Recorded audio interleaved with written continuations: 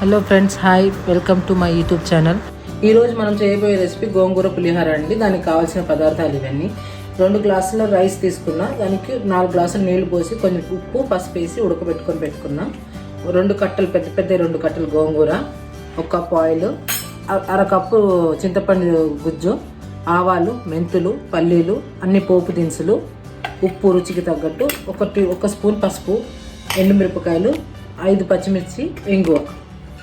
ఇప్పుడు దాని తయారీ విధానం అండి: కొంచెం ఆయిల్ పోసుకొని దాంట్లోకి 2 టేబుల్ స్పూన్ల ఆవాలు, 1 టేబుల్ స్పూన్ మెంతులు బాగా వేగాలండి ఎర్రగా.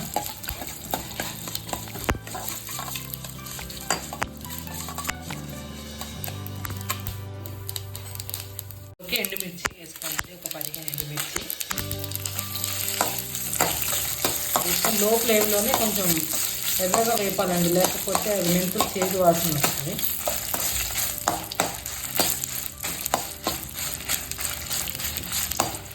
ఇట్లా వేగినాయి మిక్సీ జార్లో తీసుకోవాలండి. మిక్సీ జార్లో తీసుకొని చల్లారినాక మిక్సీ పట్టుకోవాలి. ఇప్పుడు అదే బాండెట్లో నూనె పోసుకోవాలండి. కొంచెం మొత్తం కప్పు ఎక్కువ పడుతుంది పులిహోరకి.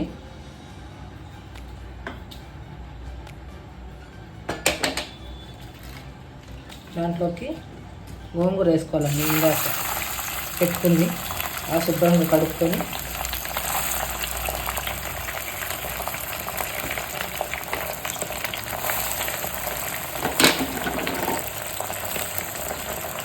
దాంట్లోకి 2 టేబుల్ స్పూన్ల సాల్ట్ అండి, పసుపు 1 స్పూను,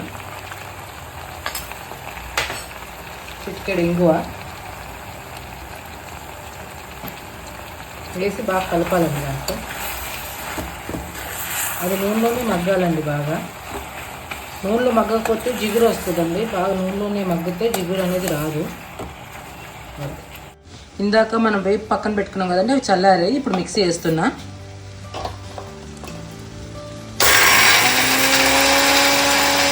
ఇట్లా బాగా నూనె పైకి వచ్చినాకండి, బాగా ఉడికిపోయినట్టు అనిపించినప్పుడు దాంట్లోకి మనము ఇప్పుడు పక్కన పెట్టుకున్న చింతపండు 1/2 కప్పు వేసుకోవాలండి. దాంట్లోకి వేసుకున్నాక ఇప్పుడు మనము మిక్సీ పట్టుకొని పక్కన పెట్టుకున్నాం కదా, ఎండుమిరపకాయలు, ఆవాలు, మెంతులు, అవి దీంట్లోకి వేసేయాలండి. వేసేసుకొని బాగా కలుపుకోవాలి ఒకసారి.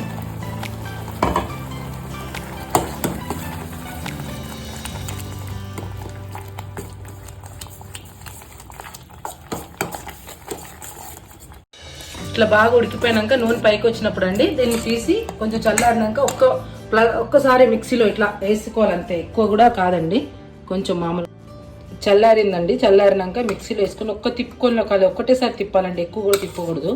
ఎందుకంటే గోంగూర కొంచెం ముదురుగా ఉంది కాబట్టి నేను మిక్సీకి వేస్తున్నా. లేత గోంగూర అంటే అసలు వేయబడలేదు, అవసరం ఉండదు మనకి.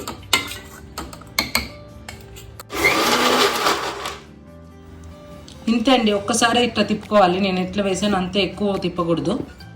అది మిక్స్ చేసి పక్కన పెట్టుకున్నాక తర్వాత అండి దీంట్లో కొంచెం ఆయిల్ తీసుకోవాలి. పులిహోరలో ఆయిల్ ఎక్కువ ఉంటుందండి. ఆయిల్ హీట్ ఎక్కినాక అండి దాంట్లో కొంచెం పల్లీలు వేసుకొని దాంట్లోకి పోపు దినుసులు వేసుకోవాలండి, పచ్చిమిర్చి వేసుకొని బాగా కలుపుకోవాలండి. చల్లారింది కదండి, పక్కన పెట్టుకున్నాం దీన్ని. చల్లారిన అన్నంలోకి ఇందాక మనం మిక్సీ పట్టుకున్నదంతా దీంట్లో వేయాలండి, మిశ్రమము వేసి బాగా కలుపుకోవాలి ఒకసారి. ఇలా కలిపి పక్కన పెట్టుకోవాలండి. ఆ గోంగూర అంతా దీంట్లో వేసి కలిపి పక్కన పెట్టుకొని కొంచెం పసుపు వేసుకోవాలండి. వేసుకొని బాగా కలిపేసుకున్నాక బాగా కలిపేసి ఇప్పుడు ఈ పోపు దీంట్లో వేసుకోనండి, తాలింపు మొత్తం బాగా కలుపుకోవాలి దీన్ని. ఇది చూడడానికి ఇట్లా ఉంటుంది కదండి, రాను రాను రుచి వస్తుంది. ఇంకొక 1 అవర్ అట్లా పెట్టుకున్నామంటే బాగా దీనికి కలర్ వస్తుంది, బాగా గోంగూర రుచి వస్తుందండి. బాగా దీంట్లో తింటుంటే మనకి మన ఎంతో రుచికరమైన గోంగూర పులిహోర రెడీ అయిందండి. దీన్ని ఇప్పుడు మనం తిని ఎలా ఉందో మీకు రివ్యూ ఇస్తానండి నేను. ఇది మన తెలుగు సాంప్రదాయమైన పులిహోర అండి, చాలా టేస్ట్గా ఉంటుంది. మీరు ఒకసారి ట్రై చేసి ఎలా వచ్చిందో నాకు కామెంట్ చేసి చెప్పండి.